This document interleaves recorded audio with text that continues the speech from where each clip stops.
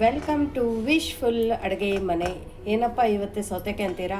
ಹೌದು, ಸೌತೆಕಾಯಿಯಿಂದ ತುಂಬ ಹೆಲ್ದಿ, ತುಂಬ ಯುನೀಕು ಮತ್ತು ಉತ್ತರ ಕರ್ನಾಟಕದ ಫೇಮಸ್ ರೆಸಿಪಿನ ಮಾಡೋಣ. ಇಲ್ಲಿ ನೋಡಿ, ಒಂದು ಕಬ್ಬಿಣದ ಬಾಣಲಿನ ಇಟ್ಕೊಂಡು ಇದ್ರ ಒಳಗಡೆ 2-3 ಸ್ಪೂನಷ್ಟು ಎಣ್ಣೆ ಹಾಕ್ಕೊಳ್ಳೋಣ. ಇಲ್ಲಿ ನಾನು ಕಡಲೆ ಬೀಜದ ಎಣ್ಣೆ ತೊಗೊಂಡಿದ್ದೀನಿ. ಎಣ್ಣೆ ಕಾಯ್ದಂಗೆ ಇದ್ರೊಳಗಡೆ ಒಂದು ಸ್ವಲ್ಪ ಜೀರಿಗೆ ಹಾಕೊಳ್ಳೋಣ. ನೀವು ಸಾಸಿವೆ ಬೇಕಂದ್ರೂ ಕೂಡ ಹಾಕೋಬಹುದು. ಜೀರಿಗೆ ಹಾಕೊಂಡ ತಕ್ಷಣ ಇಲ್ಲಿ ಕಡಲೆ ಬೀಜನ ಹಾಕೊಂಡಿರೋದು, ಹಸಿ ಕಡಲೆ ಬೀಜ ಹುರ್ಕೊಂಡಿಲ್ಲ ನೋಡಿ. ಕಡಲೆ ಬೀಜ ಹಾಕಿದ ನಂತರ ಫ್ಲೇಮನ್ನು ಮೀಡಿಯಂ ಫ್ಲೇಮಲ್ಲಿ ಇಟ್ಕೊಂಡು ಎಣ್ಣೆಯಲ್ಲಿನೇ ಈ ಕಡಲೆ ಬೀಜನ ಹುರ್ಕೊಳ್ಳೋಣ. ಹಸಿ ಕಡಲೆ ಬೀಜ ಹಾಕ್ಕೊಂಡು ಈ ಥರ ಎಣ್ಣೆಯಲ್ಲಿ ಹುರಿದು ತಿನ್ನಬೇಕಾದ್ರೆ ತುಂಬ ಸಖತ್ತಾಗಿ ರುಚಿ ಬರುತ್ತೆ. ಇವಾಗ ನೋಡಿ, ಕಡಲೆ ಬೀಜ ಚೆನ್ನಾಗಿ ಚಟಪಟ ಅಂತ ಇದೆ, ಸ್ವಲ್ಪ ಹುರಿದಿದೆ. ಇವಾಗ ಇದ್ರೊಳಗಡೆ 1 ಹಿಡಿಯಷ್ಟು ಹುರ್ಗಡ್ಲೆಯನ್ನು ಹಾಕೊಳ್ಳೋಣ. ಹುರ್ಗಡ್ಲೆ ಹಾಕೊಂಡ ನಂತರ ಇದ್ರೊಳಗಡೆ 1 ಈರುಳ್ಳಿನ ಸಣ್ಣದಾಗಿ ಕಟ್ ಮಾಡಿ ಹಾಕೋತಾ ಇದ್ದೀನಿ. ಇದ್ರ ಜೊತೆನೆ ಹಸಿಮೆಣಸಿನ್ಕಾಯಿ ಕೂಡ ಹಾಕೊಳ್ಳೋಣ.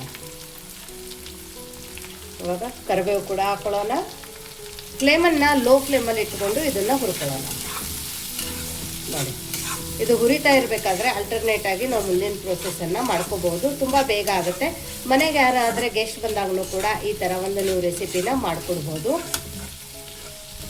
ಫ್ಲೇಮನ್ನು ಲೋ ಫ್ಲೇಮಲ್ಲಿನೇ ಇಟ್ಕೊಳ್ಳೋಣ. ಮತ್ತು ಸಣ್ಣದಾಗಿ ಇದೇ ಥರ ಮಧ್ಯದಲ್ಲಿ ಕೈ ಆಡಿಸ್ತಾ ಹುರ್ಕೊಳ್ಳೋಣ.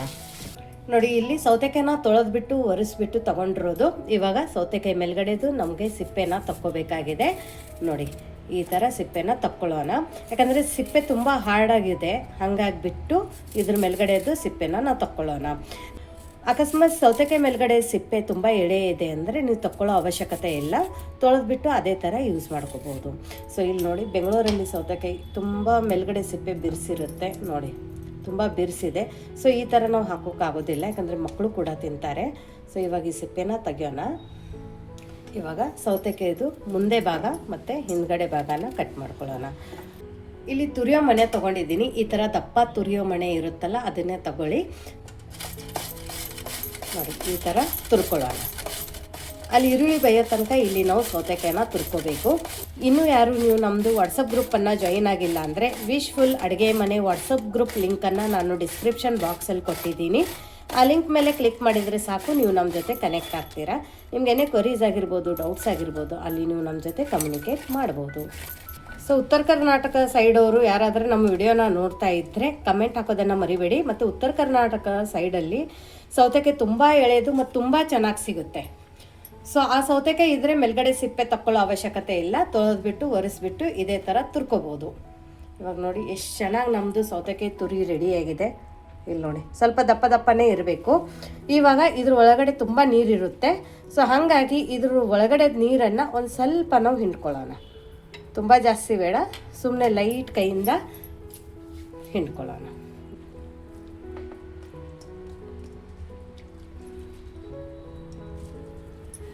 ಸುಮ್ಮನೆ ಲೈಟ್ ಕೈಯಿಂದ ನಾನು ಇಲ್ಲಿ ಹಿಂಡ್ಕೊಂಡಿದ್ದೀನಿ ನೀರನ್ನು. ಇವಾಗ ಈ ತುರಿನ ನಾವು ಸೆಪ್ರೇಟಾಗಿ ಒಂದು ಬೌಲಕ್ಕೆ ತಕ್ಕೊಂಡಿಟ್ಕೊಳ್ಳೋಣ. ನೋಡಿ, ಈ ತುರಿದಿರೋ ಸೌತೆಕಾಯಿನ ನಾವು ಪಕ್ಕಕ್ಕೆ ಇಡೋಣ. ಪಕ್ಕಕ್ಕೆ ಎತ್ತಿಬಿಟ್ಟು ನೆಕ್ಸ್ಟ್ ಇವಾಗ ಇಲ್ಲಿ ಒಂದು ಜಡಿ ಮತ್ತು ತೆಳಗಡೆ ಒಂದು ಬೌಲನ್ನು ತೊಗೊಂಡಿದ್ದೀನಿ. ನೋಡಿ, ಈ ಥರ. ಇವಾಗ ಈ ಜಡಿ ಮೇಲ್ಗಡೆ ನಾವು 1 ಕಪ್ಪದಷ್ಟು ಅವಲಕ್ಕಿನ ಹಾಕೊಳ್ಳೋಣ. ಅವಲಕ್ಕಿ ಹಾಕೊಂಡ ನಂತರ ಇದನ್ನು ಜಡಿ ಮಾಡ್ಕೊಳ್ಳೋಣ. ಯಾಕಂದರೆ ಅವಲಕ್ಕಿ ಒಳಗಡೆ ಪುಡಿ ಥರ ಇರುತ್ತೆ, ಗಲೀಜಿರುತ್ತೆ, ಅದನ್ನು ನಾವು ಜಡಿ ಮಾಡ್ಕೋಬೇಕು. ಸೊ ಫಸ್ಟ್ ಇದನ್ನು ನಾವು ಜಡಿ ಮಾಡ್ಕೊಳ್ಳೋಣ. ನೋಡಿ, ಅವಲಕ್ಕಿನೂ ಯಾವ ಥರ ತೊಗೋಬೇಕಂದ್ರೆ ಪೇಪರ್ ಅವಲಕ್ಕಿನ ತೊಗೋಬಾರ್ದು. ಇನ್ನೊಮ್ಮೆ ಹೇಳ್ತಾ ಇದ್ದೀನಿ, ಪೇಪರ್ ಅವಲಕ್ಕಿನ ತೊಗೋಬೇಡಿ. ಯಾಕಂದರೆ ಅವಲಕ್ಕಿ ಅಂದರೆ ಯಾವಾದಿದೆ ಅದನ್ನು ತೊಗೋತಾರೆ. ಆಮೇಲೆ ಗಟ್ಟಿ ಅವಲಕ್ಕಿ ಕೂಡ ತೊಗೋಬಾರ್ದು. ಇದು ಮೀಡಿಯಮ್ ಅವಲಕ್ಕಿ ಬರುತ್ತೆ. ನೋಡಿ, ತುಂಬ ಚೆನ್ನಾಗಿದೆ ಇದು ಅವಲಕ್ಕಿ. ಸೊ ಮೀಡಿಯಮ್ ಅವಲಕ್ಕಿ ಅಂದರೆ ಕೊಡ್ತಾರೆ ನಿಮಗೆ. ಮೀಡಿಯಮ್ ಅವಲಕ್ಕಿನ ತೊಗೋಬೋದು. ನೋಡಿ, ಇವಾಗ ಇದು ಚೆನ್ನಾಗಿ ಕ್ಲೀನಾಗಿದೆ. ಕ್ಲೀನ್ ಆದ ನಂತರ ಇದು ತೆಳಗಡೆ ನೋಡಿ ಎಷ್ಟು ಏನು ಗಲೀಜಿದೆ ಅದೆಲ್ಲ ಬಂದಿದೆ. ಇದನ್ನು ನಾವು ಚೆಲ್ಬಿಡೋಣ. ಇವಾಗ ನೋಡಿ, ಮತ್ತೆ ನಾನು ಅದೇ ಬೌಲನ್ನು ತೊಗೊಂಡಿದ್ದೀನಿ. ಇವಾಗ ಇದ್ರ ಮೇಲ್ಗಡೆ ನಾವು ಈ ಥರ ಜಡಿನ ಇಡೋಣ. ಜಡಿನ ಇಟ್ಬಿಟ್ಟು ಇದ್ರ ಮೇಲ್ಗಡೆ ನೀರನ್ನು ಹಾಕೊಳ್ಳೋಣ. ನಾರ್ಮಲ್ ನೀರು, ನೀವು ಅಕ್ಕಿ ಎಲ್ಲ ತೊಳೆಯೋಕೆ ಯೂಸ್ ಮಾಡ್ತೀರಲ್ಲ ಆ ನೀರನ್ನೇ ಹಾಕೊಂಡಿರೋದು. 1-2 ಗ್ಲಾಸಷ್ಟು ಹಾಕೊಳ್ಳೋಣ. ನೋಡಿ, ಇದೇ ಥರ ಅವಲಕ್ಕಿನ ತೊಳ್ಕೊಬೇಕು. ಯಾಕಂದರೆ ನಮಗೆ ಅವಲಕ್ಕಿ ತುಂಬ ಸಾಫ್ಟ್ ಆಗಬಾರ್ದು. ಹಾಗಾಗಿ ಇದನ್ನು ನೀರಿಂದ ಈ ಥರ ತೊಳ್ಕೊತಾ ಇರೋದು. ನೋಡಿ, ಏನಿದೆ ಎಲ್ಲ ನೀಟಾಗಿ ಕ್ಲೀನಾಗಿರುತ್ತೆ. ಇದ್ರೊಳಗಡೆ ಇವಾಗ ಏನೂ ಗಲೀಜಿರೋದಿಲ್ಲ. ನಾವು 2 ಸರ್ತಿ ತೊಳ್ಕೊಂಡಿದ್ದೀವಿ. ಇದು ಒಳಗಡೆ ನೀರನ್ನು ಚೆನ್ನಾಗಿ ನಾವು ಜಾಣಿಸ್ಬೇಕು. ಒಳಗಡೆ ನೀರು ಇರಬಾರ್ದು. ನೋಡಿ ಇದ್ರ ಒಳಗಡೆದು ಎಲ್ಲ ನೀರನ್ನು ಜಾಣಶಾಗಿದೆ, ಸ್ವಲ್ಪ ನೀರಿಲ್ಲ. ಇವಾಗ ಇಮಿಡಿಯೇಟಾಗಿ ಇದನ್ನು ನೋಡಿ ಇಮಿಡಿಯೇಟಾಗಿ ಒಂದು ತಟ್ಟೆಗೆ ಈ ಥರ ಅವಲಕ್ಕಿನ ಹಾಕೊಳ್ಳೋಣ. ನೀವು ಜಾಸ್ತಿ ನೀರು ಹಾಕಿ ತುಂಬ ಹೊತ್ತು ಬಿಟ್ಟರೆ ಗಟ್ಟಿ ಗಟ್ಟಿ ಆಗುತ್ತೆ, ಗಂಟು ಥರ ಆಗುತ್ತೆ. ಆವಾಗ ಅವಲಕ್ಕಿ ನಮ್ಮದು ಉದುರು ಆಗಂಗಿಲ್ಲ. ಹಾಗಾಗಿ ನಾನು ಹೇಳಿರೋದು ಎಲ್ಲ ಟಿಪ್ಸನ್ನು ಫಾಲೋ ಮಾಡಿ. ನೆಕ್ಸ್ಟ್ ಇವಾಗ ಇದ್ರ ಒಳಗಡೆ ನಾವು ತುರಿದು ಹಿಂಡಿ ಇಟ್ಕೊಂಡಿದ್ವಲ್ಲ ಸೌತೆಕಾಯಿ ತುರಿ, ಅದನ್ನು ಹಾಕೊಳ್ಳೋಣ. ಇವಾಗ ನೋಡಿ ಅವಲಕ್ಕಿ ತುಂಬ ಚೆನ್ನಾಗಿ ಉದುರಾಗಿ ಆಗಬೇಕಂದ್ರೆ ಇದ್ರ ಒಳಗಡೆ ನಾವೊಂದು ಅರ್ಧ ನಿಂಬೆ ರಸನ ಹಿಂಡ್ಕೊತಾ ಇದ್ದೀನಿ. ಇದೇ ಥರ ಮಾಡ್ಕೋಬೇಕು. ಹಿಂಡ್ಕೊಂಡ್ಬಿಟ್ಟು ನೀಟಾಗಿ ಇದನ್ನು ಮಿಕ್ಸ್ ಮಾಡ್ಕೊಳ್ಳೋಣ. ಈ ಥರ ಮಾಡೋದ್ರಿಂದ ಅವಲಕ್ಕಿ ಗಟ್ಟಿ ಆಗಂಗಿಲ್ಲ, ಗಂಟು ಥರ ಆಗಂಗಿಲ್ಲ, ಉದುರಾಗಿ ತುಂಬ ಚೆನ್ನಾಗಾಗುತ್ತೆ. ಮತ್ತು ಇಮಿಡಿಯೇಟಾಗಿ ಈ ಥರ ಕೈ ಆಡಿಸ್ಬೇಕು. ಇವಾಗ ನಾ ಏನು ಅವಲಕ್ಕಿ ಸೌತೆಕಾಯಿ ಹೆರ್ಚೋದು, ಅವಲಕ್ಕಿ ನೆನೆಸೋದು ಈ ಪ್ರೊಸೆಸ್ ಇದೆಯಲ್ಲ, ಇದು ಪ್ರೊಸೆಸ್ ತುಂಬ ಫಾಸ್ಟಾಗಿ ಮಾಡ್ಕೋಬೇಕು. ಇಲ್ಲಾಂದರೆ ಅವಲಕ್ಕಿ ತುಂಬ ಜಾಸ್ತಿ ನೆಂದುಬಿಡುತ್ತೆ, ಅವಾಗ ಗಂಟಾಗುತ್ತೆ, ಮುರಿಯೋ ಚಾನ್ಸಸ್ ಇರುತ್ತೆ. ಹಾಗಾಗಿಬಿಟ್ಟು ಇದನ್ನು ನಾವು ಈ ಥರ ಮಾಡ್ಕೋಬೇಕು. ನೋಡಿ ಪರ್ಫೆಕ್ಟಾಗಿ ಇದೆ. ಈರುಳ್ಳಿ ಬೇಯೋಷ್ಟರಲ್ಲಿನೇ ನಮ್ದು ಇಷ್ಟೆಲ್ಲ ಆಗಿರುತ್ತೆ ಮಾಡಿ. ನೋಡಿ ಇವಾಗ ಇದು ಮಿಕ್ಸ್ ಮಾಡಿದ ನಂತರ ಇಲ್ಲಿ ನೋಡಿ ಈರುಳ್ಳಿ ಚೆನ್ನಾಗಿ ಲೋ ಫ್ಲೇಮಲ್ಲಿ ಹುರಿದಿದೆ. ಇವಾಗ ಇಮಿಡಿಯೇಟಾಗಿ ಇದ್ರ ಒಳಗಡೆ ನಾವು ಅವಲಕ್ಕಿ ಮತ್ತು ಸೌತೆಕಾಯಿದು ಮಿಶ್ರಣನ ಹಾಕೋಬೇಕು. ಇದೆಲ್ಲ ತುಂಬ ಹೆಲ್ದಿ ರೆಸಿಪಿ, ಮಕ್ಕಳಿಗೂ ಕೂಡ ಮಾಡಿಕೊಡ್ಬೋದು, ದಿಢೀರಂತ ಮಾಡಿಕೊಡ್ಬೋದು. ಇವಾಗ ರುಚಿಗೆ ಉಪ್ಪು ಹಾಕೊಳ್ಳೋಣ. ಇನ್ನೂ ತನಕ ಉಪ್ಪು ಹಾಕೊಂಡಿರಲಿಲ್ಲ. ಆಮೇಲೆ ಒಂದು ಅರ್ಧ ಸ್ಪೂನಷ್ಟು ಸಕ್ಕರೆ ಹಾಕೊಳ್ಳೋಣ. ಸಕ್ಕರೆ ಹಾಕೊಳ್ಳೋದ್ರಿಂದ ಬ್ಯಾಲೆನ್ಸ್ ಆಗುತ್ತೆ, ಹಾಗಾಗಿ ನಾವು ಒಂದು ಸ್ವಲ್ಪ ಸಕ್ಕರೆ ಹಾಕೊಳ್ಳೋಣ. ಸಕ್ಕರೆ ಹಾಕೊಳ್ಳಲ್ಲ ಅನ್ನೋರು ಸ್ಕಿಪ್ ಮಾಡ್ಕೋಬೋದು ಟೋಟಲಿ. ಬಟ್ ಸ್ವಲ್ಪ ಹುಳಿ ರುಚಿ ತುಂಬ ಚೆನ್ನಾಗಿ ಫ್ಲೇವರ್ ಕೊಡುತ್ತೆ. ಅದಕ್ಕೋಸ್ಕರ ನಾವಿಲ್ಲಿ ಸಕ್ಕರೆನ ಹಾಕೋಬೇಕು. ಇವಾಗ ನೋಡಿ ಇದೆಲ್ಲನೂ ಲೋ ಫ್ಲೇಮಲ್ಲಿನೇ ಮಾಡ್ಕೋಬೇಕು ಮತ್ತು ಲೋ ಫ್ಲೇಮಲ್ಲಿನೇ ತಿರುಗಿಸ್ಕೋಬೇಕಾದ್ರೆ ಗರ ಹೆಂಗೆ ಬೇಕಂಗೆ ತಿರುಗಿಸ್ಕೋಬಾರ್ದು. ನೋಡಿ ನಿಧಾನಕ್ಕೆ ಕೆಳಗಡೆಯಿಂದ ಮೇಲೆ ಈ ಥರ ತಿರುಗಿಸ್ಕೋಬೇಕು. ಇಲ್ಲ ಅಂದರೆ ಅವಲಕ್ಕಿದೇನು ಅಗಳಿರುತ್ತಲ್ಲ ಅದು ಕಟ್ಟಾಗುತ್ತೆ. ಹಾಗಾಗಿ ನಿಧಾನಕ್ಕೆ ಇದನ್ನು ನಾವು ತಿರುಗಿಸ್ಕೊಳ್ಳೋಣ. ನೋಡಿ ಜಸ್ಟ್ ಮೇಲ್ಗಡೆಯಿಂದ ಕೆಳಗಡೆ. ಇದು ಬೇಯೋದನ್ನು ತುಂಬ ಜಾಸ್ತಿ ಹೊತ್ತು ಟೈಮ್ ತಗೊಳ್ಳೋದಿಲ್ಲ, ತುಂಬ ಬೇಗ ಬೇಯುತ್ತೆ. ಲೋ ಫ್ಲೇಮಲ್ಲಿನೇ ಇದನ್ನು ನೀಟಾಗಿ ಈ ಥರ ತಿರುಗಿಸ್ಕೊಳ್ಳೋಣ. ನೋಡಿ ತುಂಬ ಚೆನ್ನಾಗಿ ಬರ್ತಾಯಿದೆ. ಇವಾಗ ಈ ಥರ ಮಿಕ್ಸ್ ಮಾಡಿದ ನಂತರ ಸ್ವಲ್ಪ ಈ ಥರ ಅಗಲ ಮಾಡ್ಕೊಳ್ಳೋಣ. ಅಗಲ ಮಾಡಿಕೊಂಡು ಇದ್ರ ಮೇಲ್ಗಡೆ ಒಂದು ಅರ್ಧ ನಿಮಿಷ ಮುಚ್ಚಿಬಿಡೋಣ. ಒಂದು ಅರ್ಧ ನಿಮಿಷ ಸಾಕು, ಜಾಸ್ತಿ ಹೊತ್ತೇನು ಬೇಡ. ಫ್ಲೇಮನ್ನು ಮಾತ್ರ ಲೋ ಫ್ಲೇಮಲ್ಲಿನೇ ಇಟ್ಕೊಳ್ಳೋಣ. ನೋಡಿ ಅರ್ಧ ನಿಮಿಷ ಆಗಿದೆ. ಫ್ಲೇಮನ್ನು ಆಫ್ ಮಾಡ್ಕೊಳ್ಳೋಣ. ಆಮೇಲೆ ಮತ್ತೆ ಇದನ್ನು ನಿಧಾನಕ್ಕೆ ಈ ಥರ ಮಿಕ್ಸ್ ಮಾಡ್ಕೊಳ್ಳೋಣ. ತುಂಬ ಚೆನ್ನಾಗಿ ಘಮ ಬರ್ತಾ ಇದೆ, ಪರ್ಫೆಕ್ಟಾಗಿದೆ, ಕಲರ್ಫುಲ್ಲಾಗಿದೆ. ಇಲ್ಲಿ ನೋಡಿ ಎಷ್ಟು ಉದುರುದ್ರಾಗಿ ಆಗಿದೆ.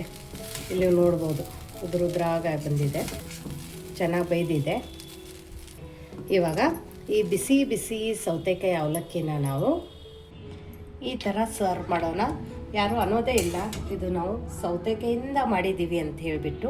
ನೋಡಿ ತುಂಬ ಸಖತ್ತಾಗಿದೆ, ತುಂಬ ಹೆಲ್ದಿ ಇದೆ. ನೀವು ಬೇಕಂದರೆ ಇದ್ರ ಒಳಗಡೆ ಬೀನ್ಸನ್ನು ಹಾಕೋಬೋದು, ಕ್ಯಾರೆಟನ್ನು ತುರಿದ್ಬಿಟ್ಟು ಹಾಕೋಬೋದು, ಅರಿಶಿನ ಬೇಕನ್ನೋರು ಅರಿಶಿನ ಕೂಡ ಹಾಕೋಬೋದು. ಬಟ್ ಈ ಥರ ತುಂಬ ಕಲರ್ಫುಲ್ಲಾಗಿ ಮತ್ತು ತುಂಬ ಚೆನ್ನಾಗಿ ಕಾಣುತ್ತೆ. ಇದೇ ಎಲ್ಲ ಜಸ್ಟ್ ವಾವ್ ರೆಸಿಪಿ, ತುಂಬ ಡಿಫ್ರೆಂಟ್ ರೆಸಿಪಿ. ನೀವು ಬೇಕಂದರೆ ಇದೇ ಥರ ಕೂಡ ತಿನ್ಬೋದು. ಬಟ್ ಇದಕ್ಕೆ ಇನ್ನೊಂದು ಸ್ವಲ್ಪ ಗಾರ್ನಿಷ್ ಮಾಡೋಣ, ಕಲರ್ಫುಲ್ಲಾಗಿ ಮಾಡೋಣ, ಇನ್ನೂ ಟೇಸ್ಟಿಯಾಗಿ ಮಾಡೋಣ. ಮಕ್ಕಳಂತೂ ಟೂಟ್ ಪಡೋ ಅಂತೀವಲ್ಲ, ಟೂಟ್ ಪಡೋ ರೆಸಿಪಿ ಅಂಥೇಳಿ ಆ ಥರ ರೆಸಿಪಿ ಇದೆ. ಸೊ ಮಕ್ಕಳಂತೂ ಇದನ್ನು ನೋಡಿದ ತಕ್ಷಣ ತಿನ್ನೋಕೆ ಬೇಡ್ತಾರೆ. ಇಲ್ಲಿ ನೋಡಿ ನಮ್ಮ ಉತ್ತರ ಕರ್ನಾಟಕದ ಪುರಿ ಇದೆ. ಸುಮಾರು ಜನ ತೊಗೊಂಡಿದ್ದಾರೆ, ಸುಮಾರು ಜನ ಕಮೆಂಟು ಕೂಡ ಮಾಡಿದ್ದಾರೆ ತುಂಬ ಚೆನ್ನಾಗಿದೆ ಅಂತ ಹೇಳ್ಬಿಟ್ಟು. ಸೊ ನೋಡಿ ಇಲ್ಲಿ ಚುರುಮುರಿ ಚೂಡ ಒಂದು ಸ್ವಲ್ಪ ಹಾಕೊಂಡಿರೋದು, ಆಮೇಲೆ ಒಂದು ಸ್ವಲ್ಪ ಶೇವಿಂದ ಕೂಡ ಸ್ವಲ್ಪ ಗಾರ್ನಿಷ್ ಮಾಡೋಣ. ನೋಡಿ ವಾವ್. ಸ್ವಲ್ಪ ಮೇಲ್ಗಡೆಯಿಂದ ಕೊತ್ತಂಬರಿ ಸೊಪ್ಪನ್ನು ಹಾಕೊಳ್ಳೋಣ. ಆಮೇಲೆ ಬೇಕಂದವರಿಗೆ ಲೆಮನ್, ಆಲ್ರೆಡಿ ಲೆಮನ್ ಹಾಕ್ಕೊಂಡಿದ್ದೀವಿ, ಹಾಗಾಗಿ ನಾನು ಹಿಂಡಿಲ್ಲ. ಬೇಕಂದವರು ಹುಳಿ ಜಾಸ್ತಿ ಇಷ್ಟಪಡೋರು ಹಾಕೋಬೋದು. ಈ ರೆಸಿಪಿ ನೋಡಿದ ತಕ್ಷಣ ಬಾಯಲ್ಲಿ ನೀರು ಬರ್ತಾ ಇದ್ದರೆ ದಿಢೀರಂತ ಮಾಡ್ಕೊತೀನಿ ಅಂಥ ರೆಸಿಪಿ ಅಂತ ಅನ್ಬೋದು. ದಿಢೀರಂತ ಮಾಡ್ಕೊತೀನಿ, ನಾನು ಟೇಸ್ಟ್ ಮಾಡಿ ಹೇಳ್ತೀನಿ.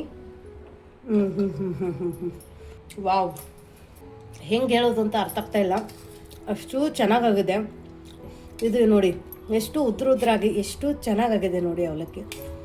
ನೋಡಿ ಪರ್ಫೆಕ್ಟ್.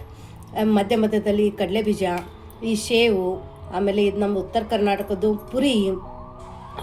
Best combination. ನನಗಂತೂ ಹುಳು ಪರ್ಫೆಕ್ಟ್ ಆಗಿದೆ.